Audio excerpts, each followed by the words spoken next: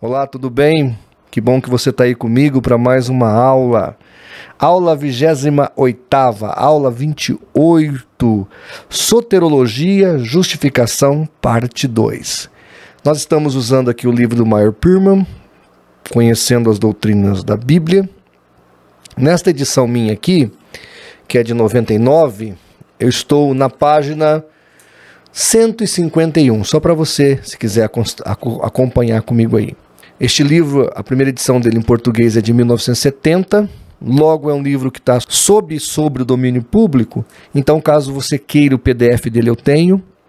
Se possível, tente comprar, ainda se acha em algumas livrarias e sebos, tá bom? É um livro que vale a pena, nós entendemos que ele é um livro bem prático e bem basilar para o aprendizado cristão de uma pessoa que quer realmente estar bem embasada. Então, está aqui a nossa indicação.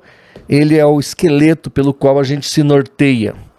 Nós não usamos apenas o livro do Meyer Pearman, mas a partir deste livro a gente desenvolve aqui a nossa temática. Hoje vamos falar de graça como fonte da justificação e a justiça de Cristo, tá? Vamos definir graça, vamos explicar bonitinho tudo para você. Começamos aqui com Efésios capítulo 2, do verso 8 ao 10, porque pela graça sois salvos por meio da fé. Isto não vem de vós, é dom de Deus. Não vem das obras para que ninguém se glorie, porque somos feitura sua, criados em Cristo Jesus para as boas obras, as quais Deus preparou para que andássemos nela. Então aqui, primeiro, ele define o que é graça. Paulo aqui deixa claro que graça é um dom, é um presente imerecido. E por que eu sei que o texto aqui está falando que a graça é um dom e não a fé? Porque o versículo fala, e isto não vem de vós. Os nossos irmãos calvinistas entendem que isto que não vem de vós é a fé. Não, é a graça. O próprio texto e o contexto explica. Se você vai lá para Efésios capítulo 3, verso 7, Paulo fala assim, do qual fui feito ministro pelo dom da graça de Deus. Que dom da graça de Deus? Dessa graça aqui de Efésios 2, verso 8.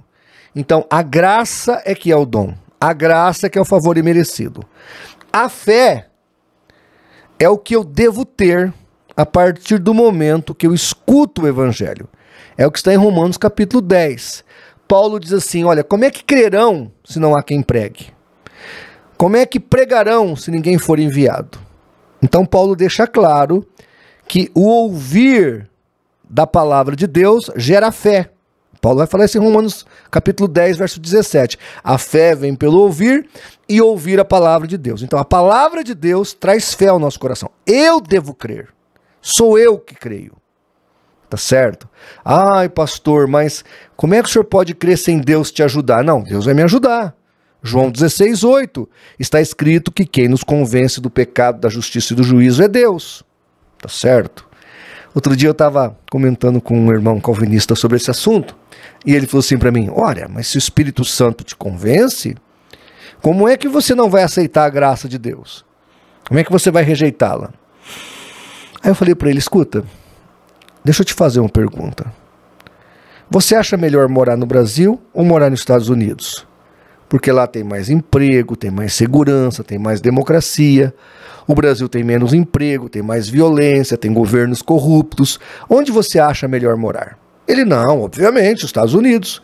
Falei, você está convencido disso? Ele falou, perfeitamente. É só ter um pouco de raciocínio. Eu falei, tá bom. E por que você mora aqui e não mora lá? Ah, não, porque eu tinha que deixar minha família, eu escolhi ficar aqui, apesar de até receber uma proposta de alguém que esteve lá trabalhando, mas eu não quis ir, não. Aí eu disse para ele, pois é, apesar de você estar convencido de que os Estados Unidos têm melhores condições de trabalho que aqui, é melhor para viver do que aqui, você ainda ficou no Brasil. É exatamente isso que acontece com alguns. Apesar de convencidos pelo Espírito Santo, ele ainda não quer aceitar a graça. Lembra, falei para ele, Mateus 23, 37, disse Jesus, Jerusalém, Jerusalém, quantas vezes eu quis te ajuntar como uma galinha junta os pintinhos debaixo das suas asas, mas você não quis. você rejeitou. Então é óbvio que a pessoa pode rejeitar. Por isso que a fé é minha, é sua. Como disse Santo Agostinho, Deus não interage com pedras. Deus, ele relaciona-se com pessoas. Por isso que ele quer saber se nós estamos dispostos a segui-lo. Ele mesmo disse: vinde a mim, vós estáis cansados e oprimidos, e eu vos aliviarei. Mateus 11:28. Lá em Apocalipse 22 ele fala: quem quiser venha, quem quiser, olha aí, e tome da água da vida. Quem quiser.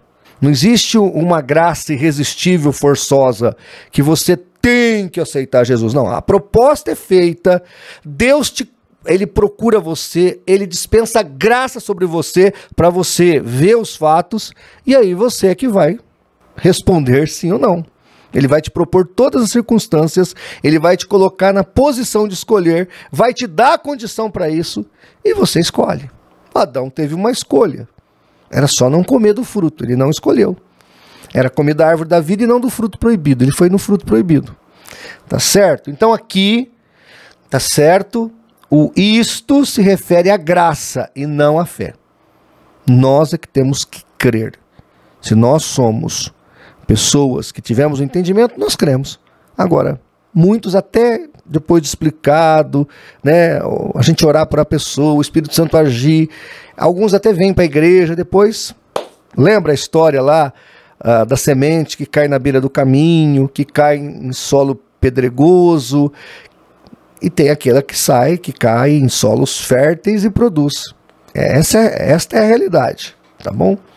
Outra coisa que aqui é muito claro, ele diz assim: não vende obras para que ninguém se glorie.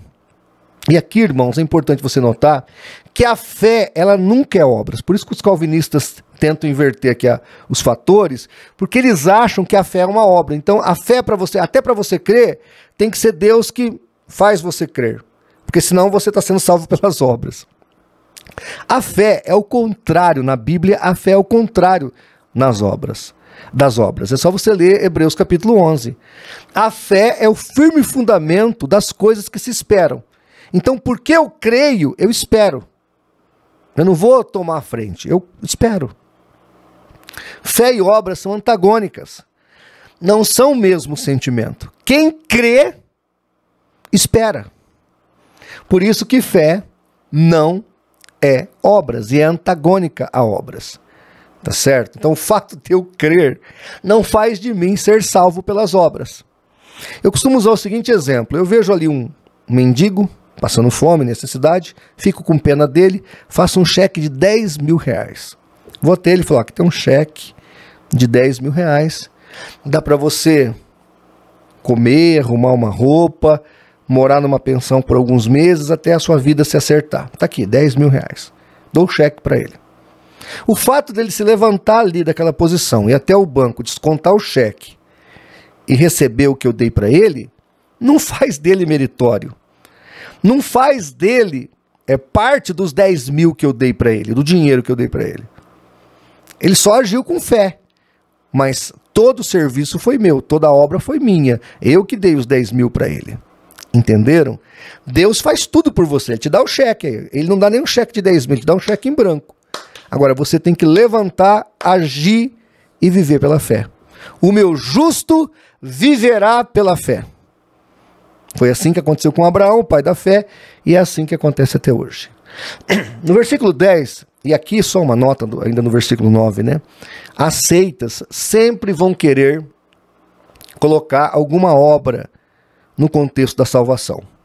Olha a blasfêmia que falou Leon Denis, o sucessor de Allan Kardec do espiritismo kardecista. Ele disse assim: nem mesmo um sangue de um Deus poderá salvar alguém sem as devidas obras. Olha, nem mesmo o sangue de um Deus poderá te salvar sem as obras. Então, na visão espírita kardecista, sem um auxílio, você não pode ser salvo. É justamente o que Paulo está dizendo aqui, que é mentira. Paulo está dizendo: não vem das obras, para que ninguém se glorie. Versículo 10 fala assim: porque somos feitura sua, criados em Cristo Jesus, para as boas obras, as quais Deus preparou para que andássemos nelas. Então, entenda, nós somos salvos pela graça.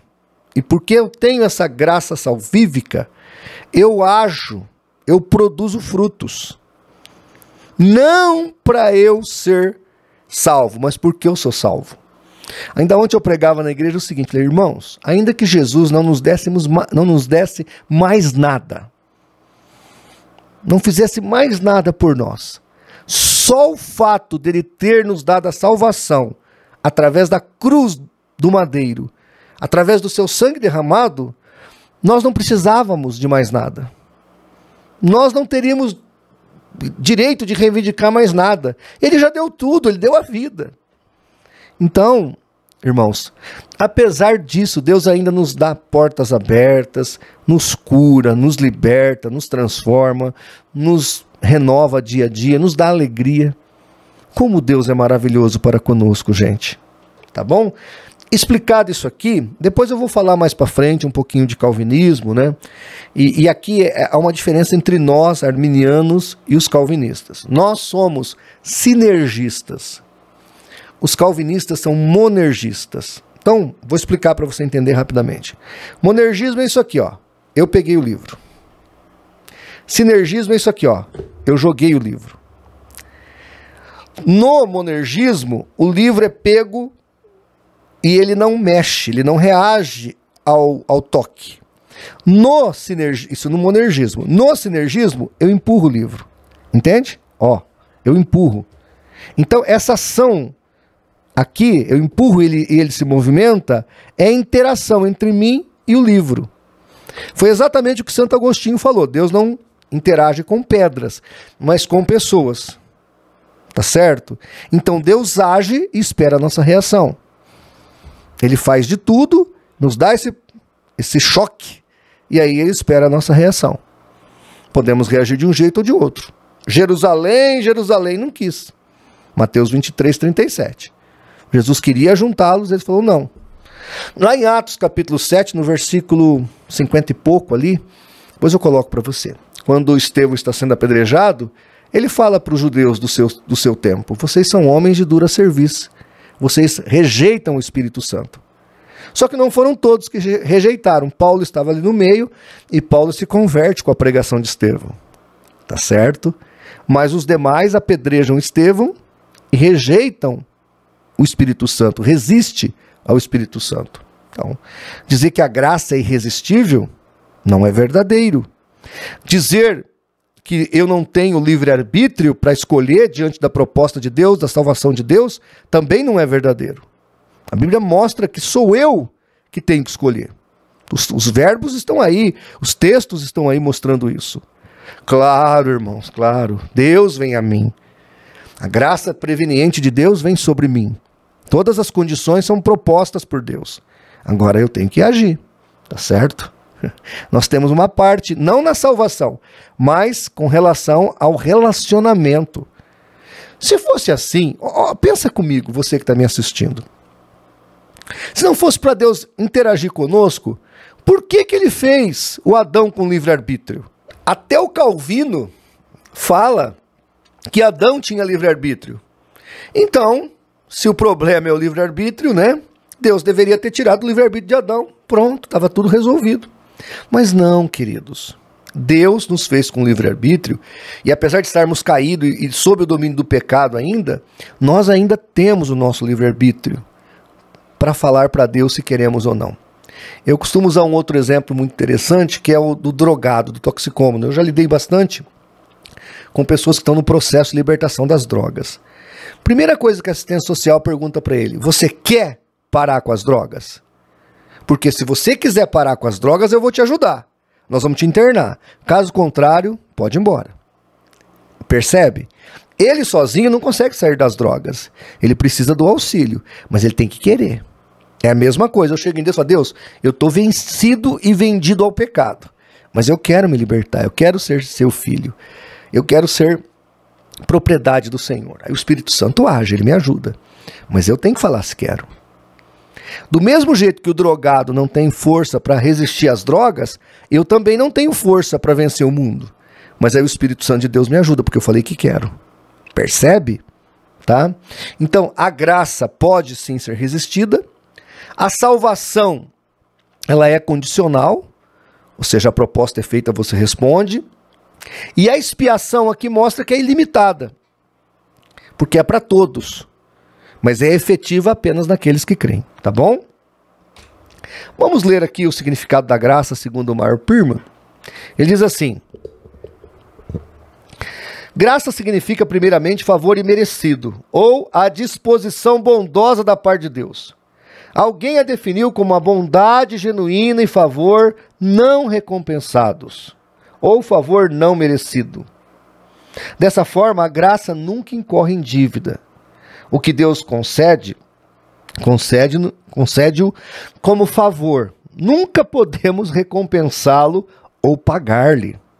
A salvação é sempre apresentada como um presente, um favor não merecido, impossível de ser recompensado, um benefício legítimo de Deus. Romanos 6:23. O serviço cristão que nós devemos prestar é um meio que o crente aproveita para expressar sua devoção e amor a Deus. Nós o amamos porque Ele nos amou primeiro, ou Ele primeiramente nos amou. Entende isso? Eu e você fomos amados por Deus. Efésios 2:10. Por isso eu retribuo, eu tenho boas obras. Não para eu ser salvo. Continuando, aqui lendo Meyer Pearman. A graça é transação de Deus com o homem. Veja, transação, relacionamento. Graça é relacionamento. Se é monergismo, se Deus pega você daqui, põe aqui, querendo você ou não, você estando envolvido nisso ou não, isso não é graça. A graça, Apocalipse 3:20, ela bate na porta. Eis que estou à porta e bato. Quem arromba a porta é o diabo, Deus não. Ele continua: graça é a transação de Deus com o homem, absolutamente independente da questão de merecer ou não merecer. Diz o Dr. Schaeffer um pouco mais embaixo: é tratá-la, a pessoa, graciosamente, sem a mínima referência aos seus méritos. Graça é o amor infinito expressando-se em bondade infinita. O que o Schaeffer está dizendo aqui? Independente se você é um pai de família, ou se você é o Fernandinho Beiramar, ou o ministro do STF, você precisa de graça. E Deus dispensa graça para todas as pessoas. Tito 2:11, a graça de Deus se manifestou a todos. Então esse favor imerecido é colocado à disposição de todos. Continua Meyer Pearman falando do fundamento da justificação e a justiça de Cristo.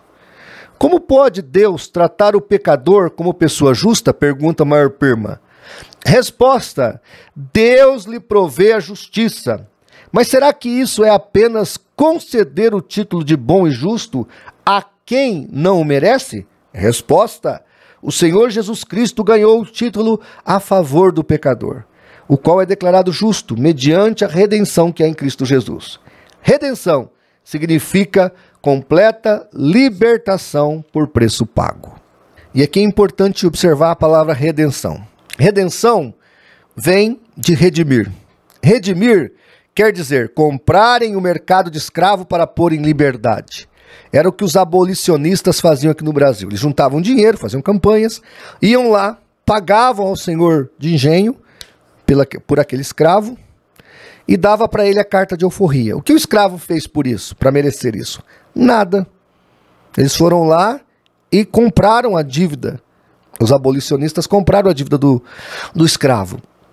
Foi isso que Deus fez conosco através de Cristo Jesus. Cristo comprou a minha dívida. Por isso estou redimido.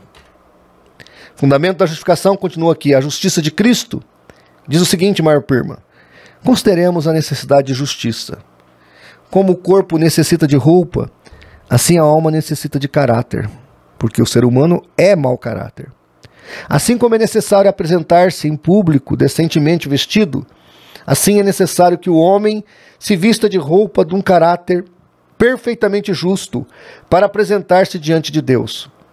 As vestes do pecado estão sujas e rasgadas. Se o pecador se vestisse de sua própria bondade e através dos seus próprios méritos, alegando serem boas as suas obras, elas seriam as obras consideradas como trapo de imundícia. Isaías 64:6. Trapo de imundícia é o pano que as mulheres usavam. Ou seja, seria um mods usado, sujo. É a nossa justiça para Deus. A única esperança do homem é adquirir justiça que Deus aceita, a justiça de Deus. Visto que o homem, por natureza, está destituído dessa justiça, terá que ser provida para ele essa justiça. Terá que ser uma justiça que lhe seja imputada e não merecida. Logo, eu preciso da justiça de Deus. Tem um pensador que falou uma observação muito interessante sobre o ser humano. Quando estava lá no capítulo 3 de Gênesis, acontecendo o pecado, e Deus chega, ele pergunta: Adão, o que fizeste? Onde estás? Adão fala: foi a mulher que tu me deste. Eva, Senhor, foi a serpente. Então nós observamos que em nenhum momento, nem Eva nem Adão assumiram a sua culpa. Adão joga a culpa em Deus, Eva joga a culpa no diabo. Aqui nós aprendemos que Deus é o Pai da graça, da misericórdia, da piedade. O diabo é o pai da mentira, mas o ser humano é o pai da justificativa. E aqui nós encontramos um problema sério. As pessoas acham que, como ele pode chegar a algum lugar através das suas obras, logo, se ele é um bom pai de família, um bom pagador de imposto, um bom trabalhador, um bom cidadão, ele pensa que ele não precisa de graça. Ele fala: para que eu preciso ser salvo? Eu não estou perdido. Perdido está o assaltante, está o estuprador, está o ministro do STF, está o cara do partido político. Não, querido, perdido está todo mundo. Todos estão perdidos. Desde o ministro do STF até o mendigo na maior situação de miséria que você encontra nesse país. Todos estão perdidos. Nós não vamos para o inferno porque somos bons ou maus nesta vida. Vamos para o inferno porque estamos debaixo do pecado. Por isso precisamos acordar e receber a graça de Jesus pela fé, para que a justiça de Cristo seja imputada a nós e o nosso destino seja mudado. Caso contrário, vai estar o bom pagador de imposto, o bom pai de família e o grande assaltante, o grande assassino no mesmo inferno. O que vai mudar lá é a densidade ou o calor, o grau de sofrimento, mas todos irão para o inferno se não aceitarem a Cristo. Continua Mar Pirman. Cristo expiou nossa culpa, satisfez a lei, tanto por obediência como por sofrimento.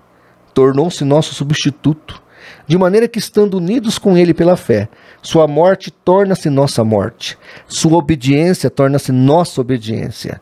Deus então nos aceita, não por qualquer bondade própria que nós tenhamos operacionalizado ou feitos, nem pelas coisas imperfeitas que são as nossas obras, nem por nossos méritos mais bonitos, mais lindos, mas porque nos foi creditada a perfeita e toda suficiente justiça de Cristo. Por causa de Cristo, Deus trata o homem culpado quando este se arrepende e crê, como se fosse justo. Os méritos de Cristo são creditados a nós, a Ele, a nós, eu e você. Então veja, olha o que Mary Pirman está dizendo. Por causa de Cristo, Deus trata o homem culpado quando este se arrepende e crê, como se fosse justo. Então é por isso que nós somos justificados pela graça. Ele continua: a fé pela qual a pessoa é realmente justificada necessariamente tem que ser uma fé viva. Uma fé viva produzirá uma vida reta, será uma fé que opera pelo amor, como está em Gálatas 5:6. Outro sim, vestindo a justiça de Cristo, o crente é exortado a viver uma vida em conformidade com o caráter de Cristo, porque o linho fino são a justiça dos santos. Apocalipse 19:8. A verdadeira salvação requer uma vida de santidade prática, Que julgamento faríamos da pessoa que sempre vestisse uma roupa imaculada, mas nunca lavasse o corpo? Incoerente, diríamos. Mas não menos incoerente é a pessoa que alega estar vestida da justiça de Cristo e, ao mesmo tempo, vive de modo indigno do Evangelho. Aquele que veste a justiça de Cristo terão cuidados de purificar-se a si mesmo. E aqui, gente, lembra lá em Gênesis 3, quando o homem peca, ele se cobre com roupas de folhas.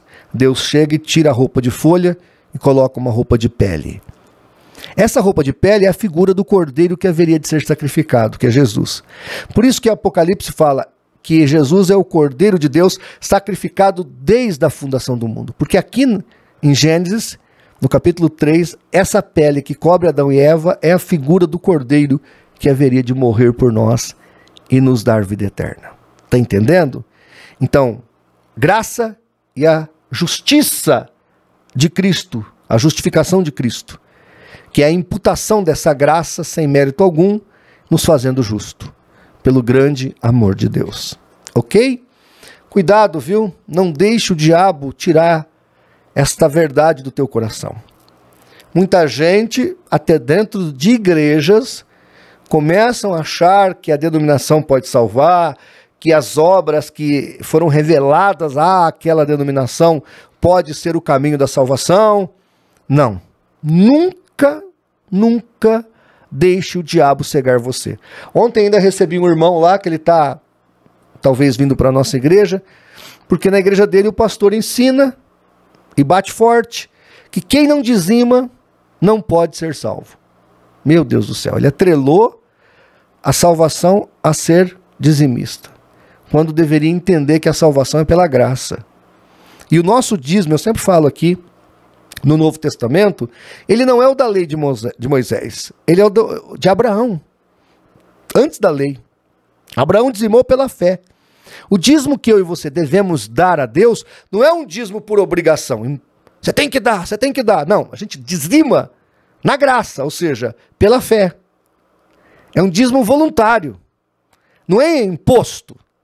Porque na dispensação de Cristo é tudo pela fé, nada imposto. Deus ama aquele que dá com alegria, tá bom? Então é importante entendermos isso, porque isso é graça. Se nós não entendermos isso, nós não entendemos a graça, tá bom? Gente, fica ligado, porque segunda-feira que vem estaremos de volta para mais uma aula, para mais um momento de estudos teológicos. E eu te espero lá.